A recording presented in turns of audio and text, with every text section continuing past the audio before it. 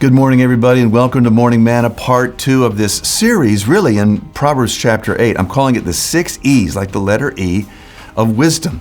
Just having devotions like you are right now, and all of a sudden began to meditate in this passage of Scripture, and it just kind of fell together. And so my wife challenged me, Michael, just do a Morning Manna series on it. So here's my devotional and my Bible, and just going to dig in right there. And we learned yesterday that wisdom is found everywhere. I mean, it's all over the place.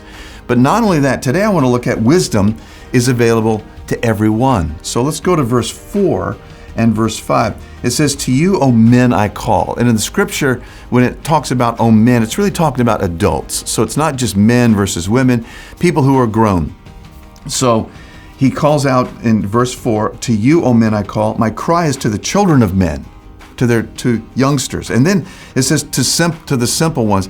You know, in Proverbs, there's a couple of ways that word simple is used. Sometimes it's used because a person is a fool, but other times it's used in a way that to speak to a person who's unlearned. And so that's what we see here. Back to verse 4. "To you, O men, I call, and my cries to the children of man. Simple ones, learn prudence. O fools," it also speaks to those who really need it. "O fools," he says, "learn wisdom." Learn sense. Get some common sense. You know, wisdom is available to everyone. And here's the thing about it. She's pursuing us. She's chasing us down. It says here that she's standing on the way and she's crying out. She's crying to men. She's crying to women. She's crying to people who need to learn. She's crying to fools that need to be rebuked. She's chasing us down. So what's the problem? Why is it that we don't always see her? Why is it that we don't always hear her? And why do we miss her? And I'll tell you what it is. It's too much noise.